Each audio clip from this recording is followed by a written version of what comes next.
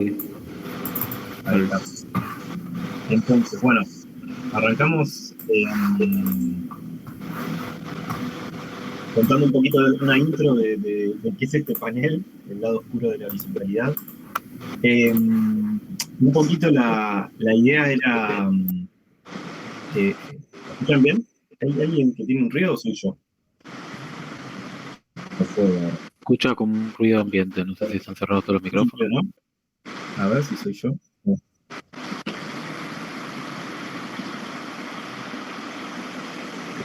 Nico, a ver.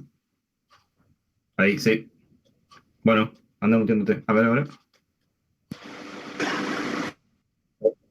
Sí, hay algún ruido de Creo ambiente. Bueno, que el Nico. Ahí muteo. vale. Bueno, entonces, ¿qué es este panel? La idea era, siempre vemos casos de éxito y vemos eh, todo lo lindo y todo lo bueno y todo como que no hay problemas, todo es increíble. No sé si vieron justo, yo tengo un hijo chiquito y está obsesionado con las películas de Lego y está esta canción Everything is Awesome, todo es increíble y es como todo es perfecto, todo. Y bueno, y nosotros que vivimos un poco el día a día de las organizaciones, todas las personas que estamos acá, somos personas que trabajamos en estas organizaciones en la parte operativa, en el día a día.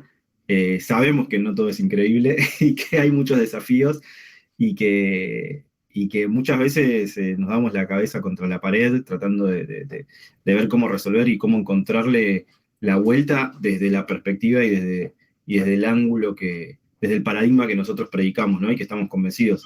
Entonces queríamos mostrar un poco esa parte más humana y más desafiante de las organizaciones horizontales. Eh, Después de haber, muchas de las empresas que estamos acá, hace más de 5, 6, 7, 10 años, más de 10 años que estamos transitando esto y ya tenemos un camino transitado y está bueno sentarse a reflexionar un poco en esos desafíos y en esas preguntas que uno siempre se hace, pero nunca las hace en voz alta, ¿no? Entonces queríamos presentar un poco eso, como capitalizar un poco también todo este tiempo y para ayudar a empresas que quizás están un poquito más avanzadas en el camino, que están por empezar, para que vean un poco con qué desafíos se pueden llegar a encontrar y desmitificar esto de la horizontalidad para hacerlo más humano y para que la gente no desconfíe, ¿no? Me parece que abrir esto también genera confianza y mostrar que somos humanos. Así que ese es un poco el objetivo del panel. Lo que vamos a hacer es, acá tenemos básicamente experiencias o representaciones de 4 empresas. Yo soy de Tempais, pero no voy a estar contestando preguntas, sino más bien voy a estar facilitando un poco el espacio y moderando un poco el espacio. Y la idea es que estas 4 empresas, que son Manas, Texo, Canva y Erix, nos cuenten a través de varias preguntas un poco su experiencia de estos desafíos, ¿no? Y lo que vamos a hacer es, tenemos unas 4 o 5 preguntas, las vamos a ir respondiendo los que tengan ganas, y en el chat, si quieren, vayan contando, vayan agregando preguntas, y al final, si tenemos tiempo, yo voy tomando esas preguntas y se las transmito al equipo, ¿sí? Así que si les parece, cuento un poquito el contexto de las empresas para que vean qué tipos de empresas son, ¿no? Hay una particularidad que es bueno, por cercanía y porque confluimos en muchos puntos, y porque, bueno, los que estuvimos organizando somos los que tenemos, las empresas que tenemos más cercanas, es que todas las empresas estas son argentinas, ¿sí? Y son empresas del sector de TI, ¿sí? En un punto es una coincidencia, por así decirlo. No significa que lo que hablemos acá tiene que ver solo con empresas de TI, ¿no? O sea, eso es lo que me gustaría dejar claro. Probablemente sean desafíos que muchas otras industrias que funcionan de forma similar tienen, ¿no? Entonces me parece que es interesante eso. Si bien puede haber algunas particularidades, creo que es algo que trasciende la industria. Entonces, Manas es una empresa argentina que opera también en España, Alemania y Francia, si no digo mal.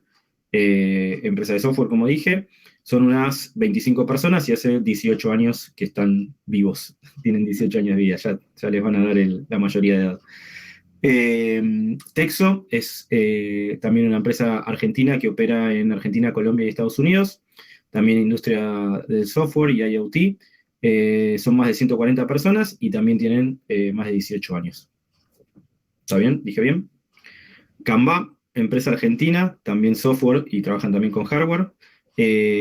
Son 12 personas, ¿sí? Un equipo de 12, y tienen aproximadamente 10 años también de experiencia. Y Erix, también otra empresa argentina, software y data science, son más de 30 personas y más de 10 años de experiencia. Así que, digamos, por un lado variadito, por un lado bastante experiencia. Representando eso no lo dije, representando a Texo está Cristian, representando a Canva está Charlie, representando a Manas está Nico, y representando a Erix está Maya y Luciano. ¿Está bien? Entonces, vamos a arrancar con la primera pregunta. ¿Estamos de acuerdo? ¿Sí? Bien. Entonces, ¿podrían, por favor, poner los nombres de las empresas en el chat? Sí, ahora yo los pongo. Ahora cuando arranco los pongo. Entonces, la primera pregunta.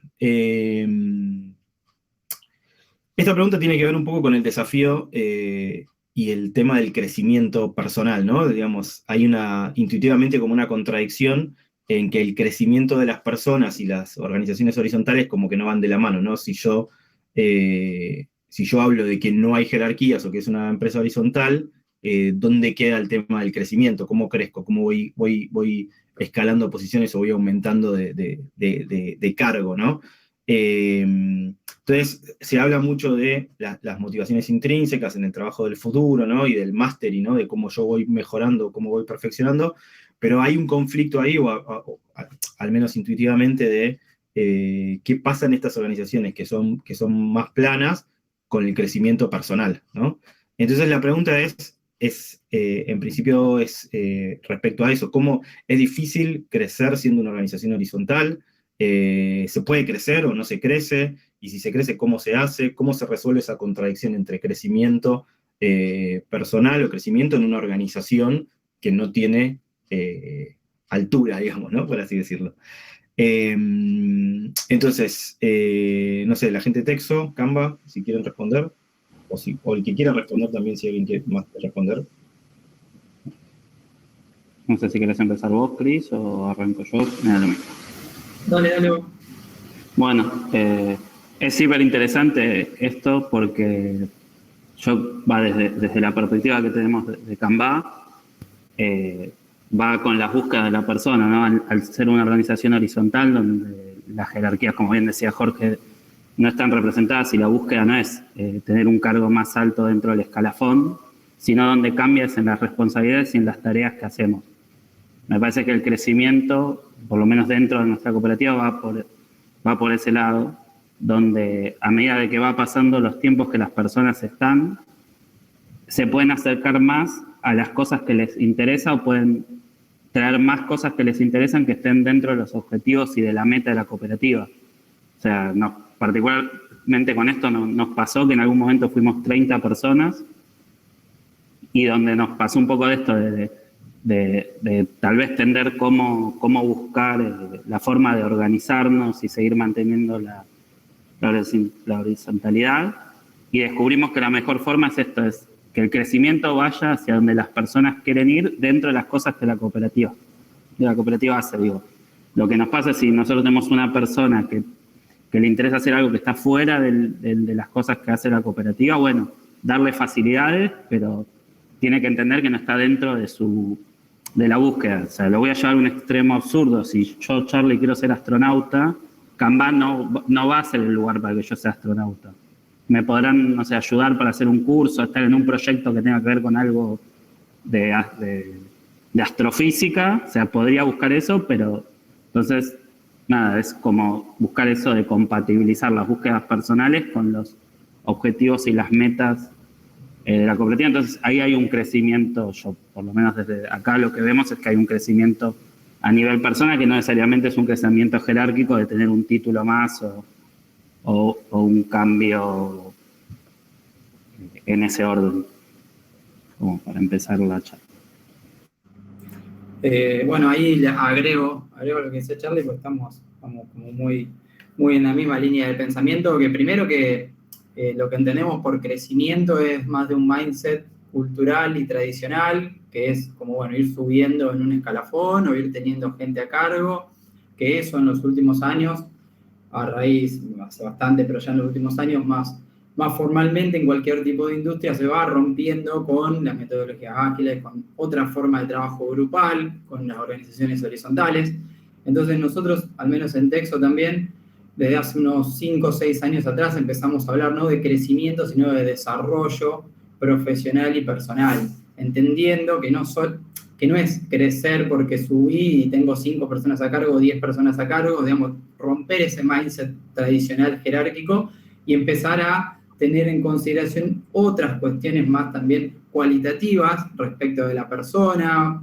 Por ejemplo, pueden ser soft skills como para poder liderar o ser facilitador de un grupo, que no necesariamente tiene que ver con una resolución jerárquica de la cosa. Nosotros lo vemos más desde ese lado, de poder desarrollarnos tanto a nivel profesional, en cuestiones técnicas de la profesión, estamos inmersos en un mundo que es técnico, pero también personal, como para poder dar ese crecimiento / desarrollo en lo que un asociado quiere.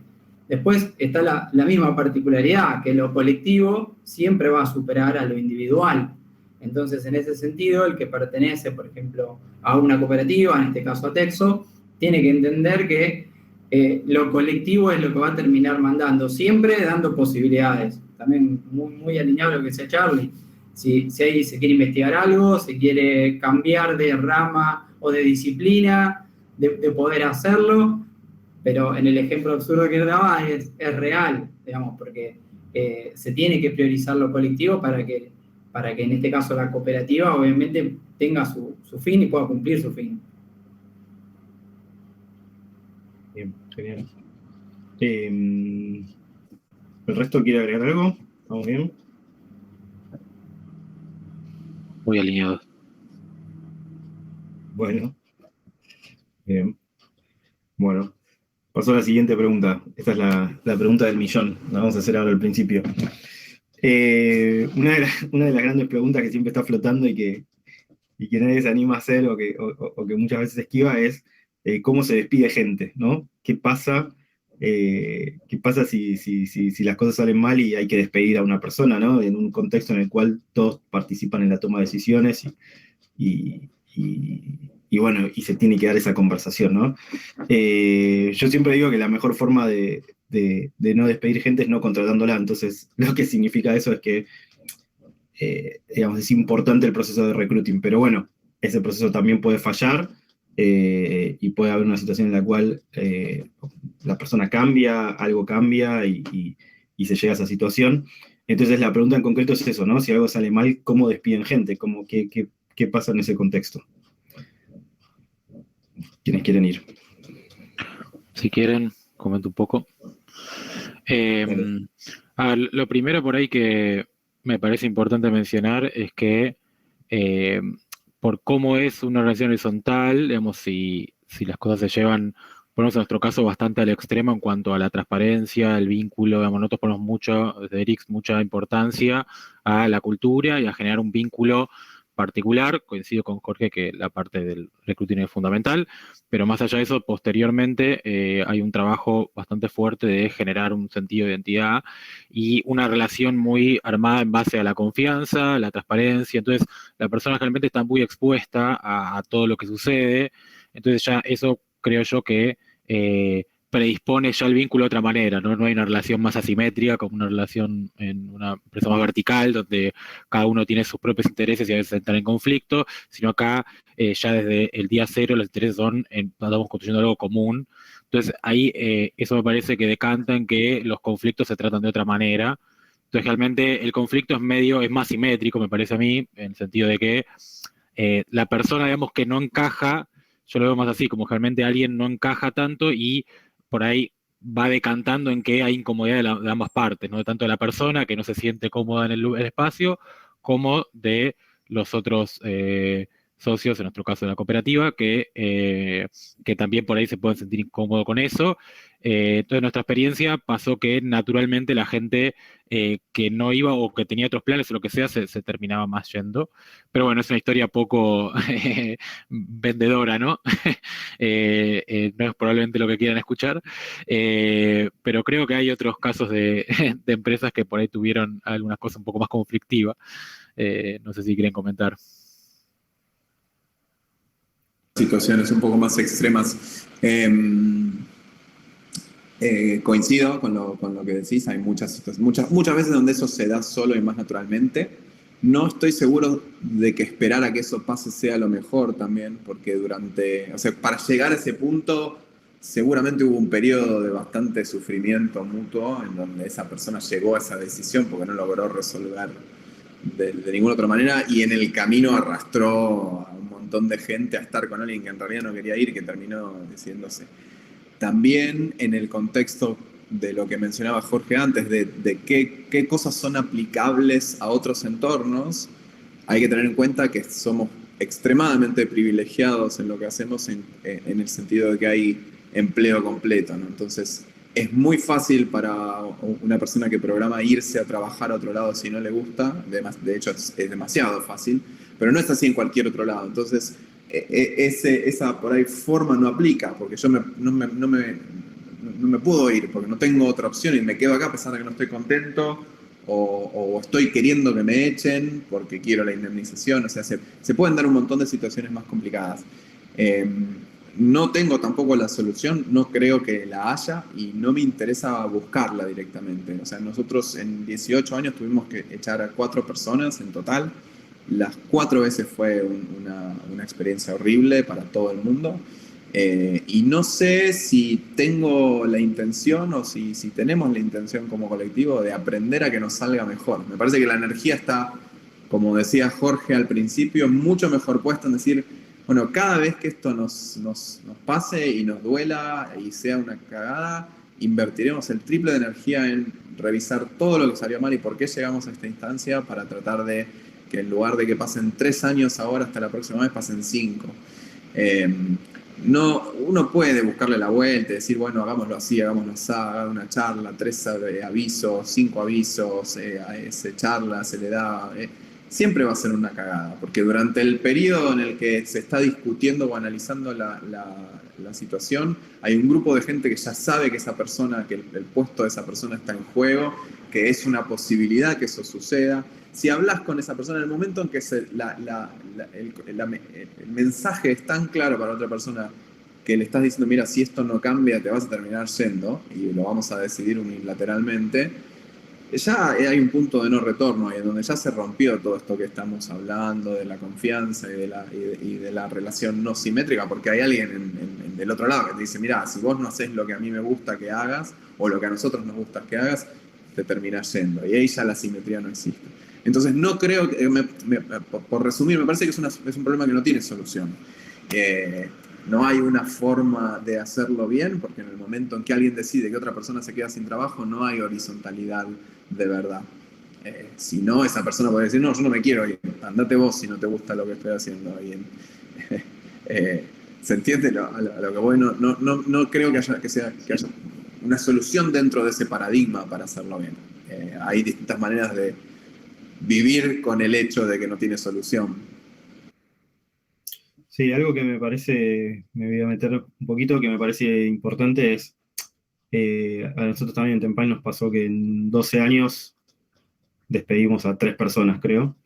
Pero lo que me parece importante es que me parece que lo que pasa acá es que no es el escenario tan común como en una empresa tradicional.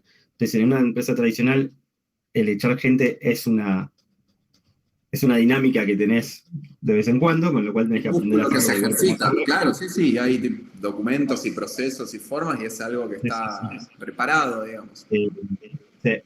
Y entonces en este tipo de organizaciones apelan a que, por distintos mecanismos, y eso se reduce a tal punto que nada, cuando pasa son casos excepcionales, que bueno, son crisis que habrá que transitar, pero son casos excepcionales. Entonces, pero sí me parece importante esto, ¿no? Como lo que termina pasando es que eso no es tan grave, porque muchas veces te preguntan, bueno, ¿y qué pasa cuando tenés que echar a una persona?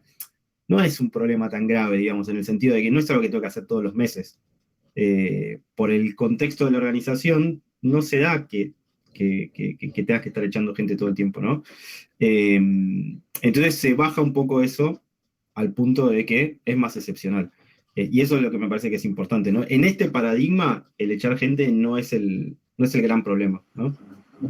Sí, y No ahí sé, agregar al menos desde nuestro caso o nuestra experiencia particular, no es que una persona tampoco desvincula o expulsa a otra persona, justamente por el grado de horizontalidad que tenemos, es el equipo o el grupo, es más de una persona que termina decantando en esa situación. Después podrá haber un comunicador o dos comunicadores o un órgano, se verá la estructura, la forma, digamos, ¿no? Me parece que como decía Nicolás, digamos, no lo tenemos estructurado ni pensado, ni tenemos ganas de gastar energía en eso. Pero no es que es una persona que, porque no sé, porque no le gustó tu cara o porque no le gustó cómo hablas o por algo, te está expulsando, desvinculando, sino más bien es un colectivo que está haciendo a esa persona dar un paso al costado. Digamos. Nosotros hemos tenido, nos ha pasado pocas veces y hasta tenemos la posibilidad como por ser cooperativa de decirle, mira, si vos crees que esto es injusto, convocá una asamblea, juntá el 10% de asociados, convocá una asamblea, tratamos de una asamblea ordinaria tu caso y lo resolvemos. Y ahí el colectivo otra vez se termina imponiendo sobre lo individual. bien. Acá Alex estaba diciendo que me parece, estoy de acuerdo, digamos, que el tema de la reputación, ¿no? Que en un modelo autogestivo es un tema, o la reputación también es poder y es un tema que influye y me parece que sí, digamos, tiene que ver con el tema de la presión de pares, ¿no? Digamos, esa presión de pares te lleva a esa incomodidad que hace, y la verdad me quiero ir porque no estoy tan cómodo. Está en contraposición lo que decía Nicolás de eso funciona también cuando hay abundancia de trabajo, ¿no? Pero bueno, Charlie, no sé si querías acotar algo. Y en cualquiera de esas situaciones siempre hay un gris en el medio, siempre hay un gris donde estoy un poco aislado y estoy un poco afuera, pero la verdad que tampoco me molesta tanto estar así aislado y estoy cómodo acá y cobro mi sueldo y nadie me quiere mucho, pero tampoco me expongo y bueno, es ese lugar es el grano en la horizontalidad para mí. Sí, bueno, sí, eso no anda bien y bueno, como hay muchas otras cosas que no andan bien en un montón de otros modelos, digamos. Me quedo con el dato, perdón, muy cortito, con el dato promedio de por lo que escuché, más o menos cada 3, 4 años una persona pasa esto. O sea que es realmente muy aislado. Entonces comparto la idea de que quizás no es un problema tanto en la práctica. Sí. Bueno, es parecido a lo que dice, al enfoque que tiene la agilidad frente al cambio, ¿no? En el software, que en vez de rechazar el cambio y que cuando te cae algo el costo sea muy alto, lo que haces es bajar el costo del cambio, ¿no? Digamos, entonces cuando te viene, es algo parecido. Lo que haces es tenés prácticas para que eso no pase, pero cuando pase, digamos, no es tan caro porque no te pasa todo el tiempo, digamos, ¿no? Entonces veo como un enfoque similar. Bueno, vamos a la pregunta 3. ¿Sí? Pasamos a la siguiente. Bueno, otro gran tema, digamos, en las empresas horizontales o autoorganizadas es la toma de decisiones, ¿no? La toma de decisiones es el gran tema, es uno de los grandes temas. Y entonces, bueno, cuando contamos el uso del consentimiento, muchas veces cuando hablamos cómo se toman decisiones, que usamos consentimiento, consenso o toma de decisiones colaborativas, mucha gente se imagina que todos deciden todo, ¿no? Y que todos están en todo. Pero bueno, cuando empiezan a haber muchas personas, cuando son grupos más grandes, con muchas opiniones, no todos coincidiendo, no todos pueden estar en todo y todos opinando de todo y todos participando en todo, eso es una realidad, ¿no? Más allá de que sea una empresa horizontal, no todos pueden estar en todo. Y otro aspecto importante del hecho de estar en todo, de estar muchos en todo, es el concepto de group thinking, que es el pensamiento de grupo, digamos, ¿no? Como yo acomodo mi pensamiento, el pensamiento del grupo para sentirme parte o para converger, digamos, y eso como que recorta un poco la diversidad, ¿no? Eh, y puede hacer un grupo más endogámico. Entonces, la pregunta concreta, un poco juntando todo esto, es ¿cómo se hace, cómo hacen ustedes para tomar estas decisiones cuando son ya grupos más grandes? ¿Cómo evitan tener que tomar decisiones por consenso para todos, ¿no? Que todos participen en todo, o que tengan consenso para todo, o consentimiento para todo, eh, y cómo dentro de esta toma de decisiones que participan todos, cómo hacen para que no todos sean iguales, ¿no? O es algo que aceptamos. Bueno, vamos a ser todos más o menos iguales y nos elegimos entre nosotros mismos. Entonces la pregunta un poco es eso, ¿no? ¿Cómo se toman, cómo haces para que tomen decisiones un grupo grande sin estar todos en todo? ¿Y cómo evitas un poco el group thinking o el que todos estén de acuerdo con todos y que se forme algo endogámico?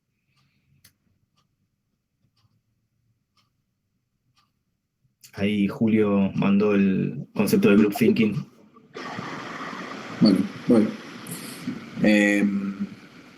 Yo lo que creo es que parte de la confusión es lo que vos decías, Jorge, es que tendemos a imaginarnos que esta cosa de horizontalidad significa que estamos no solo todos en el mismo nivel, sino casi en el mismo lugar, y que todos se deciden entre todos y todas, ¿no? En lugar de decir, lo que está pasando es que las decisiones están descentralizadas, están distribuidas, están desparramadas a lo largo de la red de gente. Entonces, yo no quiero que la persona que no viene a la oficina esté decidiendo el color de la pintura. Y de la misma manera que no quiero que la persona que se ocupa de la oficina esté decidiendo la tecnología con la que vamos a desarrollar un producto. Hay gente que tiene el conocimiento y que va a estar afectada por la decisión que tomó. Para mí esas son como las dos patas más claras para definir quién decide qué, ¿no? Si vas a tener que vivir con las consecuencias de la decisión que tomaste y tenés los conocimientos suficientes como para decidirlo, eso es como una métrica fácil, una forma fácil de elegir gente, que es lo que hay un montón de hecho, creo que ahí justo, hay un cartelito que tenemos desparramado por todos lados, con distintos mecanismos de toma de decisión. No hay una forma de decidir y decisiones por consenso son buenas para casi diría muy pocas cosas.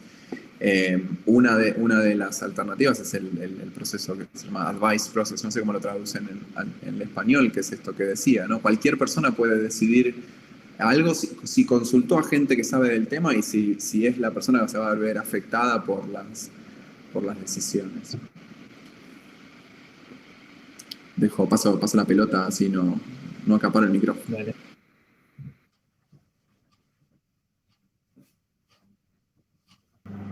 Bueno, sigo yo si quieren. Sí, también coincido porque está muy también asociado, relacionado a la responsabilidad que tiene cada uno dentro de ese grupo, de ese ser, de ese equipo. Por eso también hay distintos niveles de decisiones. Un equipo puede tener autonomía completa para decisiones operativas de su día a día del proyecto, pero puede no estar empapado de determinado tema que requiere otra toma de decisión. Nosotros en nuestra experiencia lo que intentamos hacer es tener lineamientos estratégicos base que guíen en gran medida los distintos niveles de toma de decisión, como para que las personas que están operando en su día a día estén respaldados por esa base que se definió con los más de 140 que somos, que es muy complejo y muy difícil, que no es por consenso, sí es por acuerdos, porque es muy difícil lograr un consenso entre mucha gente, pero sí se van logrando acuerdos donde el colectivo se va sintiendo identificado y se va sintiendo cómodo, y luego después, cada uno en su día a día, respecto de sus funciones y sus responsabilidades, tiene obviamente la potestad de ir tomando decisiones. Digamos, yo creo que uno de los grandes aspectos de las organizaciones horizontales es justamente la autogestión, y la autogestión implica innecesariamente poder resolver y poder tomar decisiones. Obviamente decisiones que te afectan y obviamente después decisiones con las cuales uno se tiene que hacer cargo. y también dejo espacio así. Bien. No, me gustaría sumar un poquito, creo que ya dije en gran parte lo más central.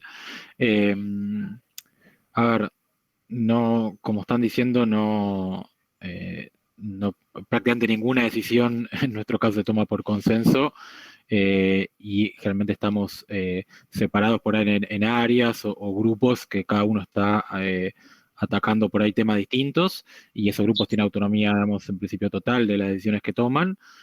Quizás lo más interesante son aquellas decisiones que tienen un impacto más global, ¿no? De toda la empresa. Incluso hay algunas por ahí son más estratégicas o más de ese estilo, pero también hay cosas bastante puntuales que eh, por ahí uno no, digamos, son bastante específicas y en un punto pavas o decisiones que uno son muy puntuales, pero que tienen alto impacto. Voy a citar un ejemplo que a nosotros nos pasó, que es el hecho de la mudanza, irnos a elegir otra oficina.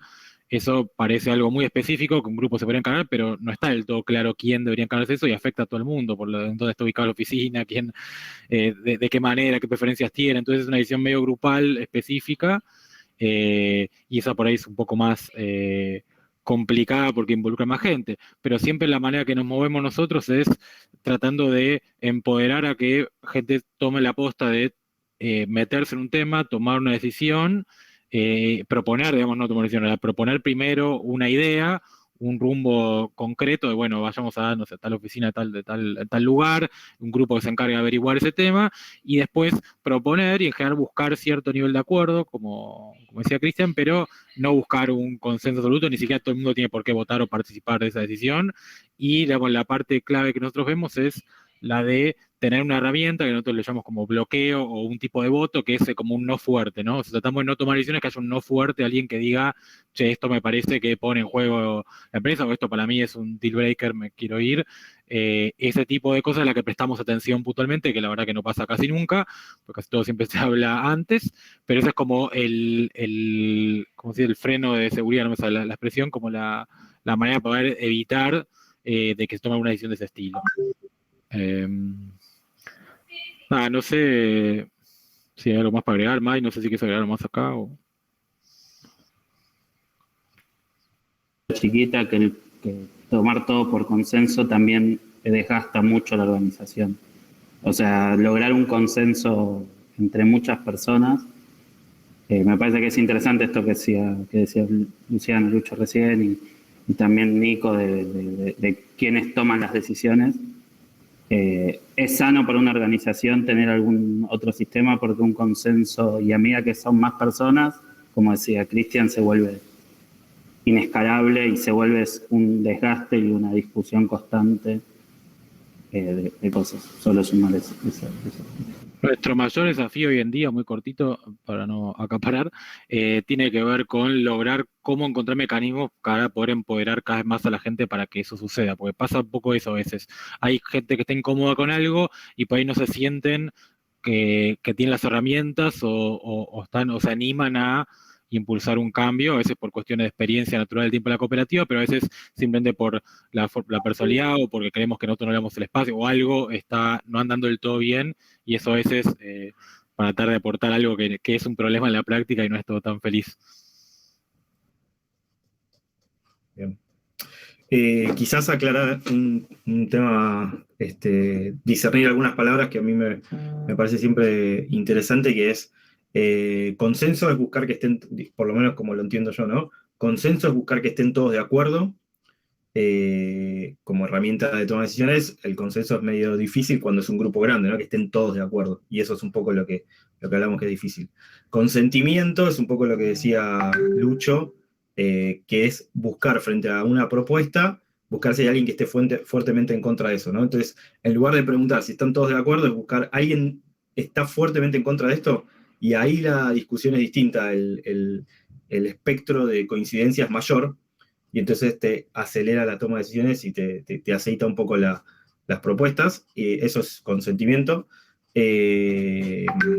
Nosotros también usamos eso, el consentimiento. Y después está lo que contaba Nico, que es el advice process, que es frente a una propuesta, frente a una decisión que hay que tomar, se consultan principalmente a dos fuentes: la gente que va a estar afectada por esa decisión y expertos en la materia de esa decisión que se va a tomar, ¿no? Entonces, esas son un poco como las herramientas y sí, las herramientas de toma de decisiones que principalmente creo que usamos, ¿no? En general. Una cosita más que agregaría sobre eso que me parece interesante, así como conclusión de la charla, es las tres personas que hablamos salimos a decir no es por consenso, no es por consenso, no es por consenso. Y me parece que en el colectivo, en el imaginario colectivo está esa idea de que eso es lo que es una organización horizontal o descentralizada, o como le querramos decir, ¿no? Y a nosotros nos pasó mucho de gente que también tenía eso entrando, tenía esa idea entrando, y de enfrentarse con una desilusión muy fuerte, decir, pero como no era que yo podía votar en todo, y eso lo decidió esa persona de ahí, y consultó con 3 que estaban enfrente, y yo no voté. Y cuando nos dimos cuenta de eso, empezamos a hacer mucho más hincapié en que parte del proceso de onboarding sea, esto no es una democracia absoluta en donde todo se somete a votación, y hasta que no estamos todos alineados atrás de algo, terminamos decidiendo eso, porque sería completamente paralizante e incluso económicamente no viable que estar perdiendo tiempo de gente que se supone que está trabajando, haciendo algo, votando y decidiendo y discutiendo y negociando cada detalle que afecta la operatoria, ¿no? Pero es como que hay una diferencia muy grande entre lo que la gente se imagina que es y la realidad de lo que sucede puertas adentro. Está bueno. Sí, está bueno. Bien. Vamos a la pregunta 4. Entonces, hablamos un poquito en las preguntas anteriores, en las primeras principalmente, del tema de el individualismo o el individuo y la visión colectiva, ¿no? El grupo y el individuo, y creo que ahí hay una tensión interesante. Si bien en este tipo de organizaciones defendemos la colaboración y la visión de grupo, digamos que es un poco el diferencial, ¿no? También es verdad que eso puede ser que el individuo, podría ser que el individuo se ponga en segundo plano, y por ende el interés o los objetivos individuales, ¿no? Queden también en segundo plano. Entonces, tanto la persona como el colectivo entiendo que son importantes en este juego, ¿no? Justamente lo que se quiere buscar es ese balance. Pero encontrar ese balance es complicado, ¿no? Entonces la pregunta es, ¿cómo se resuelven esas tensiones cuando hay objetivos individuales y necesidades colectivas, ¿no? ¿Cómo se encuentra un balance, o cómo encuentran un balance, o cómo trabajan eso?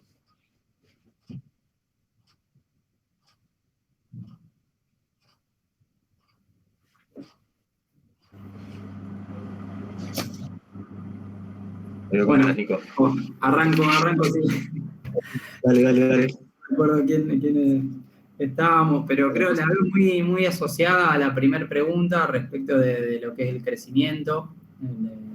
La veo como muy relacionada.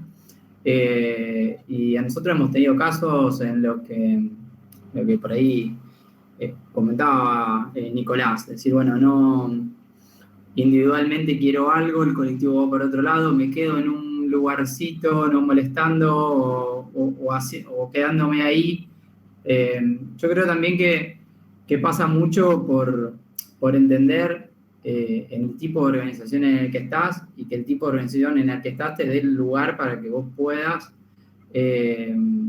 generarte esos objetivos personales y aspiracionales. Después creo que también es, de vuelta, es muy cultural y es muy de mindset cultural de querer hacer un montón de cuestiones respecto de la vida personal de cada uno. Me parece que roza también más lo personal que lo laboral. Nosotros en Texo particularmente hace un par de años que empezamos a querer, obviamente es aspiracional porque es muy complejo, pero que Texo sea un paraguas que al asociado le dé un sustento más allá de lo laboral, también en lo que es personal, ya sea en lo económico, en lo social, en lo cultural, en lo familiar, en lo que fuera, como para que la persona pueda desarrollarse y tenga dentro de su querer personal una posibilidad dentro de la organización. Por ahí no es de crecimiento jerárquico tradicional, sino es irse a vivir al sur, no sé. Entonces, digamos, el objetivo individual por ahí va más relacionado a lo personal, y me parece que nosotros lo que intentamos es, bueno, dentro de las posibilidades de la organización, poder escuchar, entender y abrir las puertas o los caminos que estén a nuestro alcance.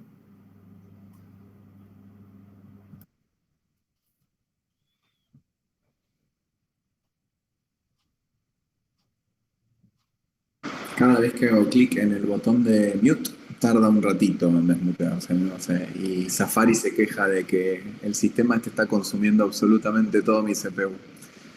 Pero no sé, deben escuchar el ventilador incluso de la compu.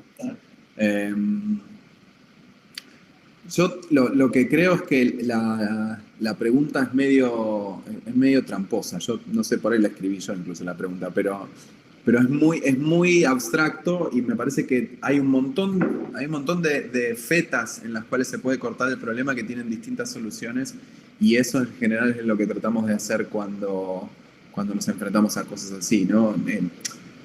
Decisiones individuales versus colectivos. Hay un montón de situaciones en donde se pueden resolver, ¿no? Por ejemplo, no sé, yo quiero laburar en este tipo de dominio y los demás no quieren laburar en este tipo de dominio y bueno, busquemos la forma. Por ejemplo, para eso nosotros hacemos una especie de encuesta cada X cantidad de tiempo, donde vemos cuál es la distribución de intereses en los tipos de dominio, tipos de problema, longitud del proyecto, tipo de cliente, etcétera, y vemos, bueno, este tipo de proyectos tiene tanto porcentaje de fit con cosas. Entonces, balanceamos el interés colectivo con los intereses individuales. Pero después hay muchas otras situaciones en donde es mucho más difícil, ¿no? Yo quiero poner, no sé, rock metálico a todo volumen en la oficina porque es mi interés individual. Y bueno, ese es un interés individual que necesariamente choca con el resto de los intereses colectivos y lo vas a tener que hacer en tu casa o no venir a la oficina. Entonces ahí estamos en el otro extremo de la cosa. Me parece que está bueno pensar por área de decisiones y evaluar ahí qué es lo que se puede hacer para desarticular o resolver esas tensiones. En la mayoría de los casos tiendo a pensar que no suele estar esa contraposición entre individuo y colectivo. Los ponemos siempre en contra como si fuera una cosa que en realidad si pensamos, el colectivo no existe, o sea, es la suma de las interacciones entre los individuos. No hay un ente que es el colectivo que tenga intereses propios. Lo que hay es el conjunto de los intereses individuales. Si todos queremos que esto siga existiendo, y para eso necesitamos que todos decidamos hacer ciertas concesiones o trabajar de cierta manera, entonces son intereses individuales que en suma dan este otro interés colectivo. Cuando uno logra buscar la forma de hacer eso transparente y hacerlo evidente y decir, vos también querés esto, porque vos querés que siga existiendo este laburo y si todos trabajamos 15 minutos por día, por más que sea tu interés individual, el colectivo no existe y no vas a poder seguir trabajando 15 minutos por día. El problema me parece que se hace más deja de haber una dicotomía, ¿no? Entre el individuo y el colectivo. No sé si se entendió o me fui por las ramas, pero... No, está bien, está muy bien. Ahí te hacen así. A mí lo interesante de esto que decía Nico, hay dos cosas muy puntuales. Una de esto último que decía Nico, que el problema es que esto de que decía que el colectivo existe por las inquietudes de los individuos. El problema es cuando esa inquietud del individuo, cuando se hizo un acuerdo colectivo, después con el tiempo cambia. Creo que ahí es donde cuando a veces hablamos del colectivo no hablamos de una idea abstracta que no existe, sino de acuerdos o inquietudes que se tuvieron en algún momento de los individuos que forman parte, que quedaron como un acuerdo, como una capa, perdón, necesito las manos para graficar, en una capa, y después las individualidades cambian esa forma de pensar y entra en tensión con el acuerdo que tenían previo, ¿no? O sea, eso, porque me parece que como es un concepto que a veces tenemos y no está como muy claro. Y otra cosa de lo que decía Chris, es que me parece que, o por lo menos esto pasa mucho en las cooperativas, digo, o sea, nosotros un par somos de cooperativas, que tenemos algún formato de empresa más pensado en la empresa histórica, de bueno, vos venís y está todo desarrollado, o sea, mismo también con la pregunta uno, tu vida acá en Canva, y hoy en día, o en Canva, digo, en la empresa que sea, o en la cooperativa que sea, digo, bueno, y hoy en día, los sociales, bueno, llega un tiempo y bueno, tengo que cambiar, pues ya está, ya hace 4 años que estoy ahí, ya está, ya cumplí un ciclo.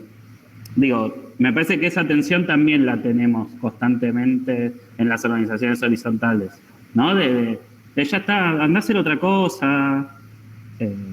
y como que siempre estamos laburando con eso, con poder unir esos dos mundos.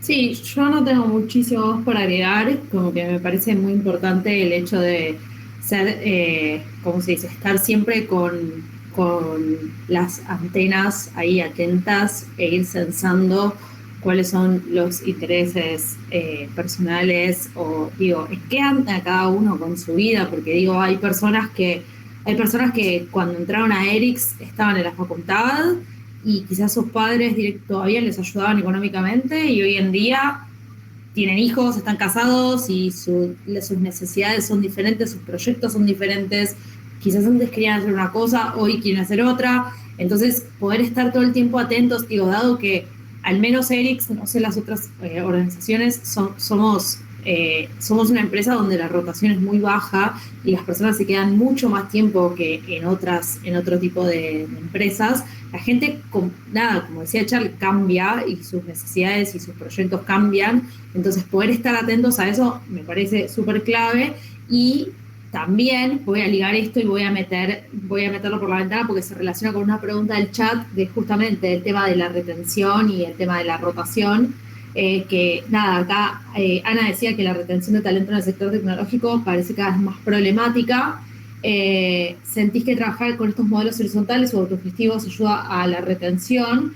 Y me parece que censar estas cosas y poder estar alineados con los proyectos personales de cada uno, que la gente nunca deje de aprender, por ejemplo, es clave en ese sentido. No sé, la verdad, a mí me suena, pero no estoy muy segura, capaz para charlar, me suena que eso capaz es independiente de si una empresa es horizontal o no. Me parece que se trata de tener un buen equipo de gestión de talento, ya sea en una empresa horizontal o en una empresa vertical, que sepa cómo está esa persona y qué es lo que quiere de ese trabajo. Yo supongo que nosotros, el hecho de que en Erix por lo menos y en las organizaciones horizontales en general somos creo que más cercanos al trabajador, al socio, como le queramos llamar, entonces eso capaz es más fácil, pero no estoy segura. No sé qué piensan ustedes.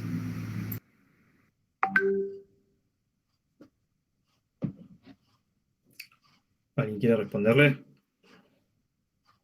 Dejo ahí planteada una pregunta. Yo coincido, no tengo mucho para aportar porque coincido con esa Bien. mirada. Bien. Nos quedan 10 minutos, me queda una pregunta y después algunas preguntas del público. A ver si llegamos y si no, bueno, hasta donde lleguemos. Esta puede estar un poquito relacionada, capaz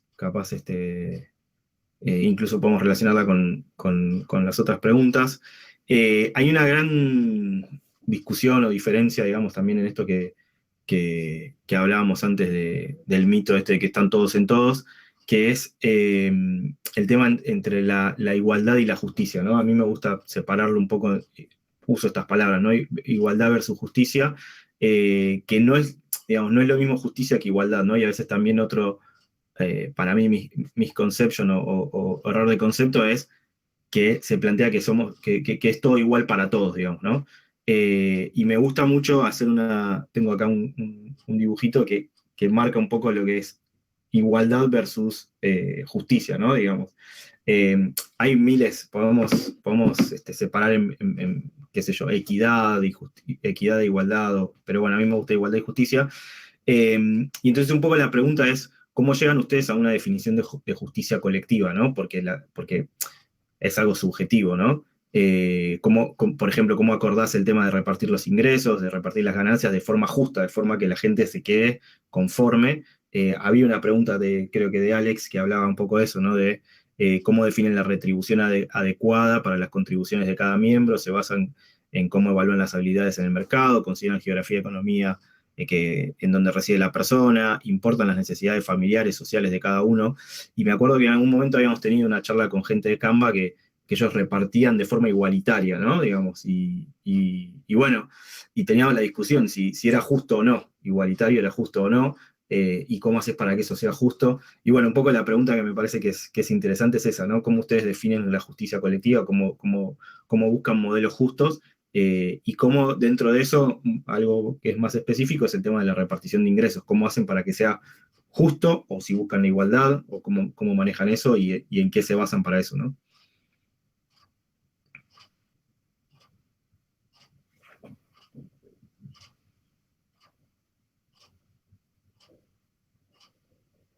¿Quién se anima? Nadie quiere la pregunta. Ahí voy. Y eso que tengo el mute lento. El delay. Mi primera reacción es un montón pedirle a una organización que intente resolver el problema de la justicia social, por más que sea un microcosmos, ¿no? Es como, no, pará, estamos tratando de trabajar, sostenernos económicamente, hacer algo interesante, llevarnos más o menos bien. Dejarle eso a los filósofos de la iluminación. Me parece que podemos acotar por ahí el problema de decir, bueno, ¿cómo repartimos los frutos de esto de una forma que sea más o menos justa? Nunca va a ser justa para todo el mundo porque tenemos este super bias psicológico en donde siempre mis contribuciones se ven mucho más grandes que las contribuciones de los demás y mis defectos no los veo y los defectos de los demás los veo mucho más grandes porque los tengo ahí enfrente. Entonces pasa esto. Nosotros hicimos un par de experimentos así divertidos basándonos en research que hay de preguntarle a la gente en qué percentil sentían que estaban con respecto a distintos tipos de contribuciones y todos hay un estudio muy famoso en donde el 90% de la población se considera en el 10% más inteligente de la población, ¿no? Entonces, partiendo de esa base, nunca nadie va a decir yo soy el que tiene que ganar menos claramente. O puede pasar que haya una persona que realmente lo tenga muy claro, qué sé yo, pero seguro el que sigue abajo no va a decir yo soy el que se sigue de abajo para ahí. Entonces, partiendo de esa premisa de que siempre va a haber un poco de disconformidad, lo que a nosotros nos ha funcionado es ser muy claros con el método, es decir, vamos a hacer esto lo hicimos así porque lo diseñamos juntos en algún momento, hubo gente que entró y ya eso ya estaba hecho, entonces tampoco es que participó, pero se hizo de esta forma, se analizaron todos los problemas. Hoy por hoy lo que tenemos son 4 componentes que constituyen el salario y medio que de Changui contesto una de las preguntas que hay ahí dando vuelta, porque me parece que justicia, el tema más denso es esto, ¿no? Es bueno, repartir la plata que entra, el dinero que se genera. Tenemos 4 componentes, un componente tiene que ver con el costo de vida en la ciudad en la que estás, otro componente tiene que ver con las contribuciones o los skills o las habilidades, las competencias, otro tiene que ver con la responsabilidad del rol que estás ejecutando en ese momento, si estás de cara a un cliente o si estás como contribuidor individual o si estás ocupándote de toda un área y responsable por el resultado de esa área. Y el otro es un componente de peer review que compensa cualquier bias que pueda haber en donde todo el mundo opina sobre la parte esa final, es una especie de suma promedio de lo que los demás asignan para vos en ese sueldo. Y eso es lo que elaboramos juntos, es decir, en donde sí trabajamos juntos para tener consenso es en el método, en la forma, en el esquema, en el diseño de todo esto y lo vamos ajustando. Una vez que eso está hecho, funcionamos con ese conjunto de reglas. Entonces es más difícil reclamar el valor final, porque el valor final es producto de un sistema que está claro, está comunicado, está diseñado con un proceso transparente, nadie se sacó un número del sombrero de alguna forma. Entonces, el reclamo a lo sumo es, ok, pero me parece que ese sistema es injusto porque tal cosa, no mi sueldo es injusto, ¿no? Tengo que ir a criticar el sistema y hacer una propuesta concreta para decir, lo que pasa es que acá está faltando tal cosa, tendríamos que ver qué pasa en esta situación. Eso.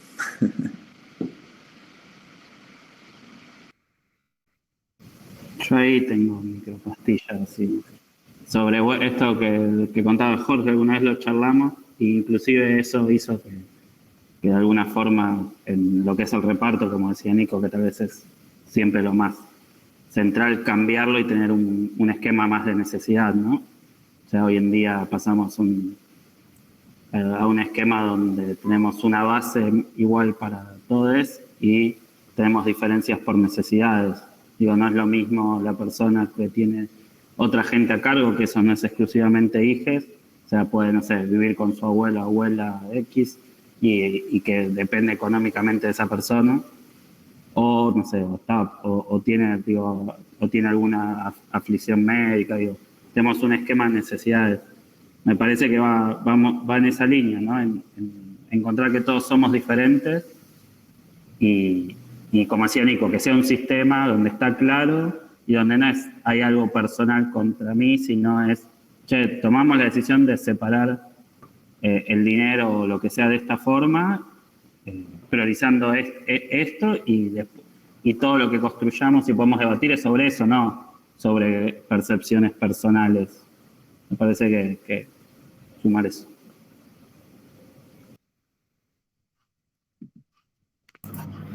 Bueno, nosotros, a ver, cortito, coincido por ahí con lo que comentaron. Nosotros teníamos un factor también del lugar de residencia por el costo de vida y demás, que lo eliminamos creo que hace 2 años.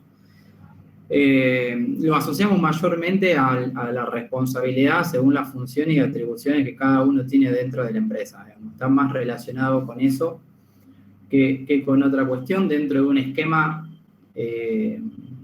que nosotros tenemos, que le llamamos el 4-1, que es que el que más gana no puede ganar 4 veces más que el que menos gana.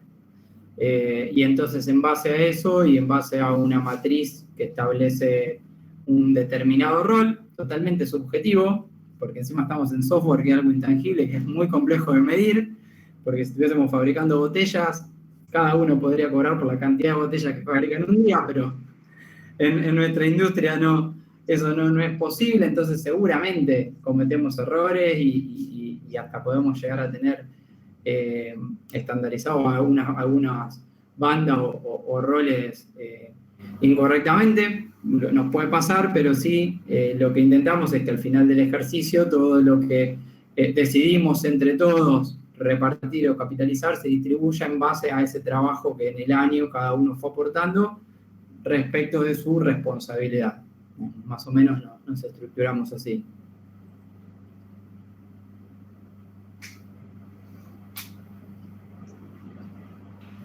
Una cosita cortita de problemáticas puntuales. Nosotros a lo largo de los 10 años tuvimos, creo que, 4 versiones del esquema de repartición de adelanto de excedente, como decimos nosotros, de retiros, y fue variando. De las últimas cosas que hicimos, en un momento unificamos los roles. Digamos, básicamente, en una época teníamos, de acuerdo al perfil, teníamos escalas distintas y decidimos unificar en una misma escala a todos y todas. Y después lo último que estamos reviendo y cambiando, nosotros la manera que lo hacíamos es generalmente más la decisión de cómo variar, digamos. Tenemos también una matriz, un esquema, digamos, como una planilla con un sistema de escalones y demás. Y lo que hacíamos es que teníamos una asamblea donde realmente compartíamos un poco lo que estuvo haciendo cada uno en el semestre y había una suerte de votaciones con un sistema que no voy a detallar ahora, medio largo, pero un sistema de votación relativamente ágil para poder decidir básicamente si la persona subía en esa escalera o se queda igual, no hay la posibilidad de bajar de escalón, sino quedarse o subir. Eso generaba ciertas incomodidades en algunas personas que no se sentían muy expuestas, no se sentían tan cómodos con la dinámica, y sobre todo de que todo el mundo medio que pueda opinar de cualquiera era lo que alguna gente hacía ruido, y ahora pasamos a un esquema un poco más descentralizado donde hay un seguimiento más personal de cada uno, con un grupo que siga a cada persona, y eso genera propuestas, pero es bastante nuevo, lo estamos recién este año medio inaugurando, probando. Así que esto es un tema para seguir charlando y nutrirse más. Nada más. Bien, genial. Bueno, gente, estamos en tiempo. No me quiero extender porque hay otras personas. ¿Quieren dejar un último mensaje antes de irnos? ¿No? Gracias a todos por haber participado, no mucho más que eso, y que bueno, ahí que busquen a las distintas empresas en las redes si quieren saber más. Bueno, esperamos que esto los motive y no los desmotive. La idea era que vean parte la parte humana. ¿Cómo? Un confeti de aplauso, muy divertido. Pero bueno, estamos acá. Si alguien quiere seguir discutiendo algún tema o tiene alguna pregunta particular en profundidad, ahí tiene el contacto de todos y todas los que estamos acá y los podemos. Hablo en nombre de todos, pero creo que no me equivoco. Estamos dispuestos a ayudarlos y a empujarlos en el camino si tienen ganas. Así que necesitamos detalle para poder implementar cosas. Tenemos muchos años de errores, así que podemos ayudarlos a no sigan cometiendo. Sí, perdón Jorge, no quiero hacer, voy a tirar un último chivo, que es que en ERIX estamos haciendo un taller de introducción al cooperativismo por si les interesa conocer más sobre toma de decisiones y profundizar un poquito en esto, y puede venir cualquiera. La segunda edición es el lunes 6 de diciembre, entonces ahí si nos buscan en las redes van a poder chusmear e inscribirse por si quieren profundizar más. Ese es el chivo que tengo. Dale, genial. Y bueno, y gracias a ustedes por estar acá y por sumarse a participar de Reimaginar. Así que bueno, abrazo para todos y todas. Nos estamos viendo. Saludos. Gracias, gente. Chao.